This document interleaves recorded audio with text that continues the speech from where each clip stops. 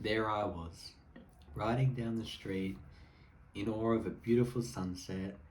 The the wind was cool, the trees were rustling, there were no cars, there was this tranquil sense, and it was all from this one thing. Hi, I'm Salvatore. Recently I've shared a video about how commuting has effectively kind of changed my perspective and brain for the better. I kind of want to take that a step further and explain why you should commute daily and kind of what that means.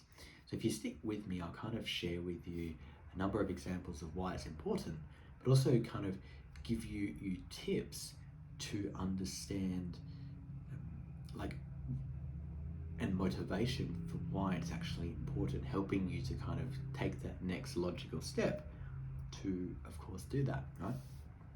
So,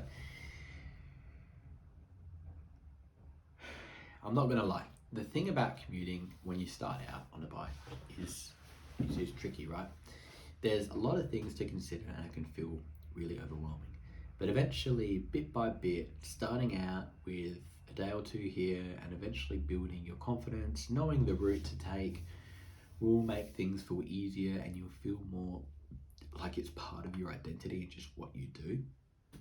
It's essentially forming that type of habit, right? And to kind of help with exactly what you need, or what I find particularly useful, I've got a video that's coming up that's going to have like 5 essentials for effectively tackling your mastering your commute, right? So the thing is, okay, so you're commuting, right? Your why it's important. Like I kind of shared, it's important because what you're doing is, in the case of when I was formerly commuting on the bus, you're trading a sedentary lifestyle of sitting down, being with others in a crowded bus, to something freeing when it's just you on the road. I mean, obviously there's other motorists, but there's just you. Of course, unless you're in a cool bike path that's very gets you exactly where you need to go. You don't have to go through cars. It's awesome, right? Fantastic. Double thumbs up. Is much more liberating, right? And freeing. And that kind of transitions into my next point, being that for me, it's really helped me stay lean and fit, and also kind of added to that sense of that mental clarity, and help with mental health, and all these other aspects of my life. So if you kind of like stick around, you kind of see how I'm trying to explain this more, and you'll have these benefits and tangible steps that you can implement, today. So with that being said, now cycling is a weird one because it, it has helped me stay fit, right? But I think what's more important is how it's reshaped my perspective around what food to eat, and kind of like what is going to help me versus hinder me. Like, for example, through just cycling and having that sense of using your body and having a good time, you want to do it again and again. So if you're kind of presented with a choice where there's some food that you can have that's quite heavy, greasy, oily, and leaves you feeling quite lethargic and slow, you're A, not going to want to ride the bike. B, you're not going to feel great on the bike. And C, you're going to be more inclined to picking something that's going to be more conducive. Conducive being like more beneficial or easier to get back on the bike, right? And you almost seem weird because it's like you're starting to see yourself as a cyclist commuter that rides to work, or rides to school, right? But then you're becoming a fit and health person as well. Even if you might not see yourself before that as such, you might see yourself as someone that has junk food way too much, always picks the unhealthy option, just doesn't have the best food choices, doesn't like to cook, like all these little things, right? But that's the beauty of and magic of cycling. It just transforms your I think what it starts with is almost like the mental health side, because you're taking care of yourself, right? There's that element. There's the, and doing this, of course, daily compounds this. So you're kind of having these gains because you respect yourself enough that you're doing what's good for you. You know, keep your brain feeling great. I also believe that there's the element of, in that trading that sedentary lifestyle for something else, the activity, there's also the exchange of money. So the way I see it is, people will admit that when they commute to work, the cost of a bus, train, tram, what else? Those public forms of transport are very much a need, and you have to pay them, right? Whatever they are, you have to pay them. You have to set your budget aside for it, so to speak. Your money must go to that, otherwise you can't get to work, can't get to school. It's not going to work, right? And I think that's quite frustrating, because you're taking something that you've earned your money and you're putting into something that you don't get a lot of fun and joy out of, because you have to do it. I mean, you know, it's better than, say, it might be cheaper than having a car, driving a car, parking a car, so on and so forth, right? But it still feels, it kind of feels like it's what everyone else is doing. And I think that's kind of how that kind of interacts with the money side. So you're kind of losing money. And the thing with public transport is, of course, it's always going to go up and up and up, because obviously it scales with inflation. And, you know, now more than ever, we know how much, you know, these factors can blow out and, you know, really affect how much money we have saved up, so on and so forth. And it just really sucks, right? So it kind of compounds the effect of paying for this really, and, you know, being more of an annoyance. And I get it, public transport is something to be quite proud of if you're not in an area where you might not be able to ride to work, or, you know, it does get a lot of people to where they need to go. So it is something to be grateful for, I will admit that. But I guess in terms of like being in in a place where you can ride to work and you'll feel better for it, you should take the commute as the option. And I guess going back to that money point, compare the cost of public transport for a year with the cost and outlay of getting a bike. Of course, the bike is the more significant upfront investment because it's a lump sum. But eventually, the more you ride that bike, it will eventually kind of get to a point that, if you imagine every time you ride a bike, you pay yourself $2, if that's what the bus fare is. Say if the bike costs $400, you know, $2 each way. Let's say you ride the bike twice a day, so to and from, there's $4. It would take you 100 days to pay that off, right? In terms of, and then it's all, you know, profit. 100 days is just a bit over 3 months, right? It's not very long. Whereas, how much would that money get you in terms of like public transport? Would that get you a year's worth of public transport? Would that get you half a year? Would that maybe only get you, you know, I mean, for that cost, you'd think it would probably get you maybe 4 to 6 months. But you consider the I guess this gets to my next point, the independence and the empowerment of the daily commute, right? And that's what this is. Like, you're taking something that you're getting a benefit from, and you're expounding it to compound and get more of those benefits and keep those benefits coming in, which is kind of where I'm getting it. So the thing is, you no longer have to wait for the bus. You are accountable for getting to work to your school or university. It's on you. The time at which it will take you to get there, long or short, is on you. You know, you have to ride faster. Do you leave early to ride slower? What's the weather like? You have to pack appropriately. Is there rain? How will I overcome that? What will I wear? So on and so forth, right? And that's where I feel, and then of course you can stay later in class, you can talk to the professor or teacher, or work harder at work, knowing that you can go home whenever, because you have the bike. You have yourself that can get you home. You don't have to wait for the timetable, like, oh, the next bus is coming in 20 minutes. I might work a little bit longer for work, or, oh no, the next bus is coming in 3 minutes, I'll never make it. I have to wait for the next one, it comes in half an hour. and that half an hour bus might be late. So see how it just kind of like feels, you know what I mean? Whereas, okay, I go downstairs, I change, takes 5 minutes, get on the bike, it's a 10-minute ride home, 15 minutes, like, and the thing is that can be done whenever you want. You know, you might want to work a little bit longer, so there's no traffic on the side of the road, so you kind of feel it's a bit safer of a commute. You know, by all means, you have that choice, right? And I guess leading on to the next point, the thing about the daily commute is it expands your brain in the sense that it expands your sense of space and where you live. When you're driving or in a bus, obviously you'll see a lot really quick, but it kind of doesn't give you the chance to, you know, have the nuances and understand where things are, you know, and experience that empowerment and joy of being a kid and discovering stuff for yourself.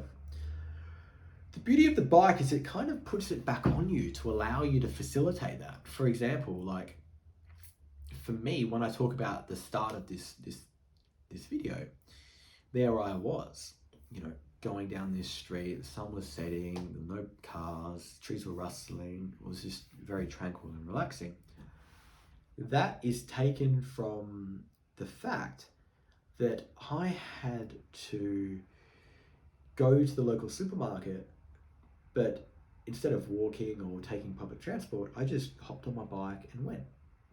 Of course, I had to get my bike lock, bag, helmet, put my bike shoes on, but effectively I just went. I got what I needed and so forth. And I'll kind of come back to that freeing sense. But in the sense of directions and kind of exploring the areas around me, I got to pick the way I wanted to go to the local grocer, the local, you know, supermarket. I could go down certain side streets, I could see new houses, I could see things for the way I wanted to see them. And that's where I kind of saw that sunset, and it was quiet because it was more maybe 7 p.m. almost 8. It was daylight savings in Australia, so the light was still out. It was awesome. Just really nice, relaxing night.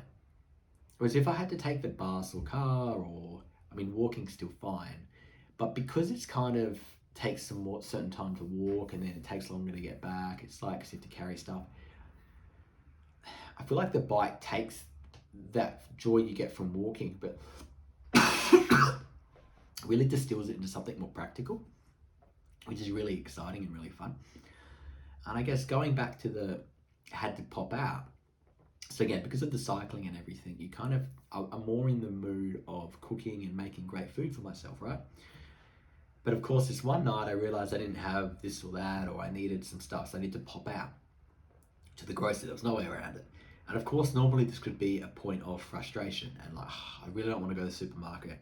And look, there is benefits to, of course, I will say, having a proper list for the week, go once, get everything you need and just stick to that budget. Okay, I do understand the importance of that.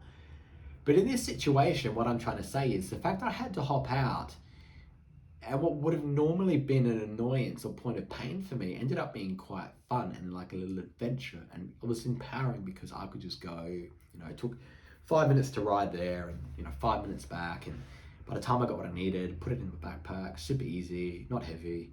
And it was all on me. I had done that.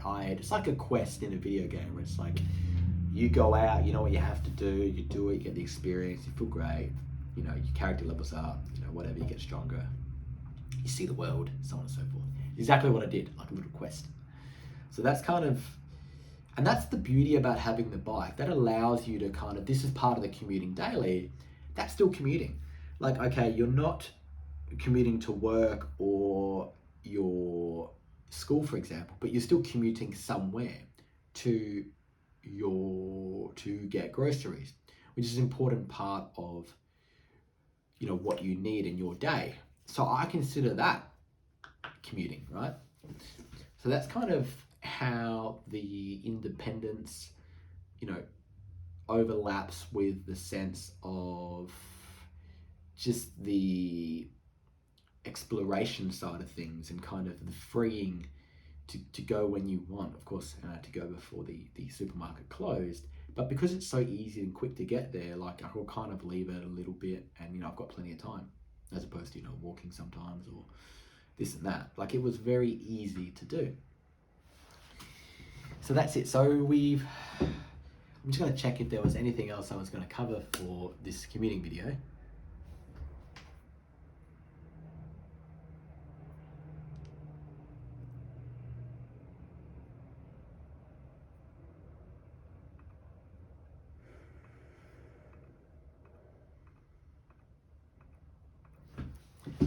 So yeah, I guess what I'm trying to head with this is these opportunities to commute daily and expand your internal map of where you see you're around is kind of where you experience the magic, and where you have stuff that you would not normally see but have the opportunity to do so and kind of feel like a kid again.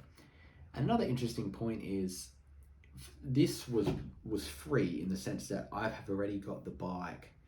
Going down to the shops was cost nothing apart from maybe a bit of stored fat and some glycogen in my muscles, but it was free.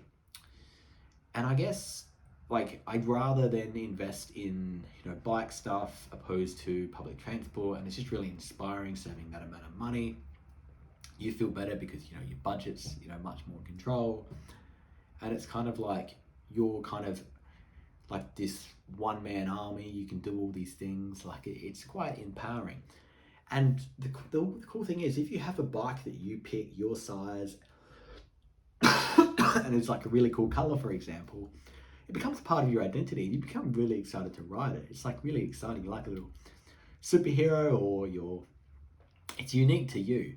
And people see like, oh, there's that person riding the bike. That's such a cool bike. I want a bike. That looks cool. Like, if I rode a bike, I'd ride it like that, so on and so forth. Like, that's the magic. And of course, the type of bikes that I talk about and recommend are bikes that will last 5, 10, 15, 20 years. Minimal service, super easy, super low cost, maintenance, piece of cake, anything to effectively fix it or look after it long term. I'll be able to have videos on the channel sharing with you how to do that. And of course, it'll be super easy and you'll just save so much time and money.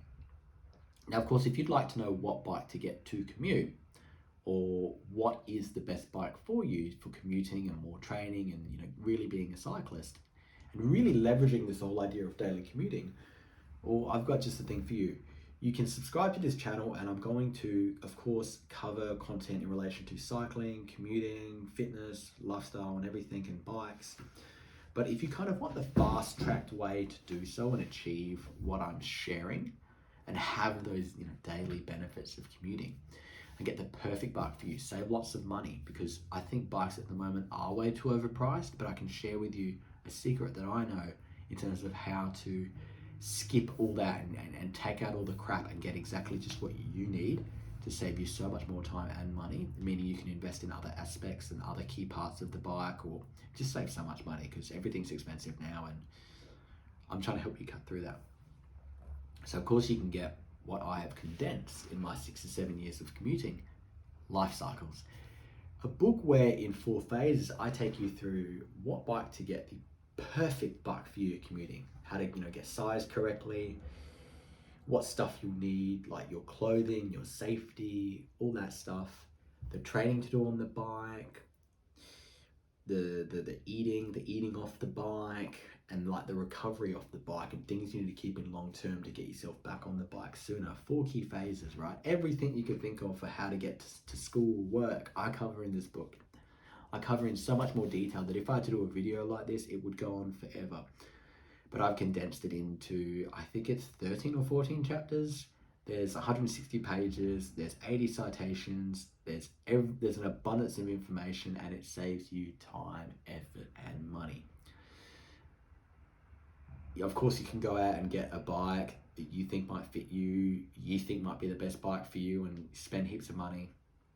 But why not just invest in what I'm recommending, right? Help me to help you to effectively shortcut all of this so you can conquer daily the mountains of commuting and kind of make them more sizable, to conquer your life and take back control, save the money, develop your mental health and mental well-being, your lifestyle, your sense of adventure, your kid energy, your kidness, so to speak.